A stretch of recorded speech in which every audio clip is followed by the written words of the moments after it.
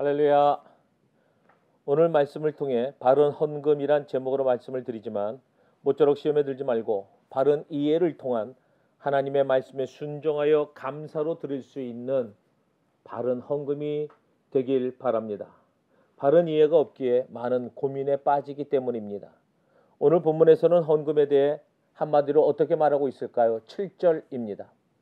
7절 말씀은 헌금의 척도는 외적인 양이 아니라 헌금 드리는 자의 내적 상태를 말하는 겁니다. 그리스도인이 헌금을 하는 데는 자신의 형편을 보고 얼마를 해야 하는가에 대해 스스로 부끄러움 없이 결정해야 한다는 겁니다. 그럼 먼저 성경을 통하여서 물질에 실패한 자와 성공한 자에 대해 살펴보려고 합니다. 먼저 실패한 자에 대해 말씀을 드립니다. 첫 번째 부자 청년입니다. 부자 청년은 계명을 잘 지켰고 무슨 선한 일을 해야 영생을 얻을 수 있을까 생각했던 사람입니다. 그가 행한 일은 영생을 얻기 위한 행위였던 겁니다. 자기의 이익이나 목적을 이루기 위해 행하였던 것입니다. 부자 청년은 자신을 위한 것에는 철저한 물질관을 가졌는지 모르지만 바른 물질 사용에는 약했던 것입니다. 나에게 이런 축복을 주신 이유는 무엇일까? 그렇다면 어떻게 사용할까에 대한 돌아봄이 부족했던 것입니다.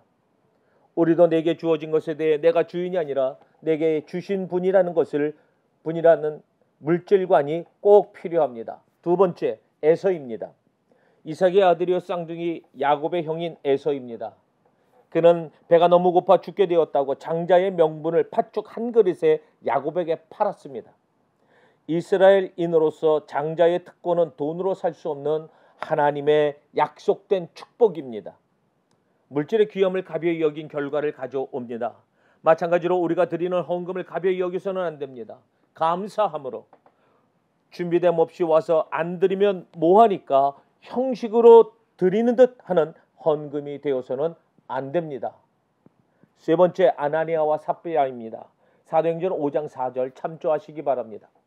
모든 게 누구 것이요 주인인지를 알라는 거지요. 내가 했다고 내 것이 아니라는 겁니다. 우리가 하나님께 드리는 헌금에서 어떤 마음이어야 하는지를 잘 말해주고 있습니다. 사람에게 거짓말한 것이 아니요 하나님께로다라고 말씀하고 있습니다. 내가 온전함을 드리지 못하는 것은 하나님에 대한 거짓말이요 속이는 것이 되는 겁니다. 그렇다면 이제 재물에 대해 성공한 사람들에 대해서 살펴봅니다. 첫 번째, 옥합을 깨뜨린 여인입니다. 우리가 헌금의 함에 있어 어떤 마음이어야 하는지 보여주는 참 좋은 장면입니다.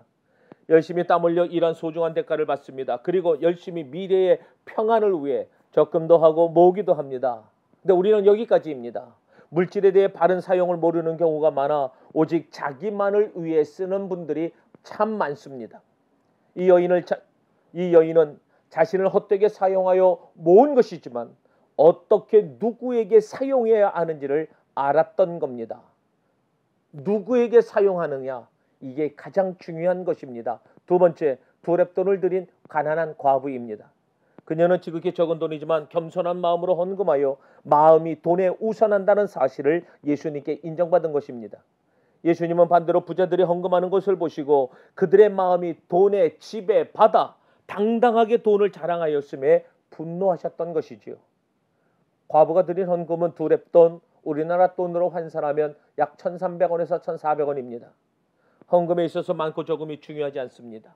내게 있는 것, 내가 받은 것을 억지로 말고 기쁨으로 드리는 것이 중요합니다. 그 마음이 하나님께 연락되는 것입니다. 그리고 마지막으로 세 번째는 솔로몬입니다. 열왕기상 3장 13절을 보면 솔로몬 왕은 하나님께 지혜로운 마음을 구하여 덤으로 물질의 축복까지 받았습니다. 하나님께서는 솔로몬의 영화보다 귀함을 우리 각자에게 주셨습니다. 물질에 많고 적음이 아니라 하나님을 향한 마음이 중요함을 알아야 합니다. 말씀을 마치려고 합니다. 억지로 말고 즐거운 마음으로 기쁜 예물을 하나님께 바르게 드릴 수 있는 우리 모두가 되기를 주님의 이름으로 기원합니다. 할렐루야.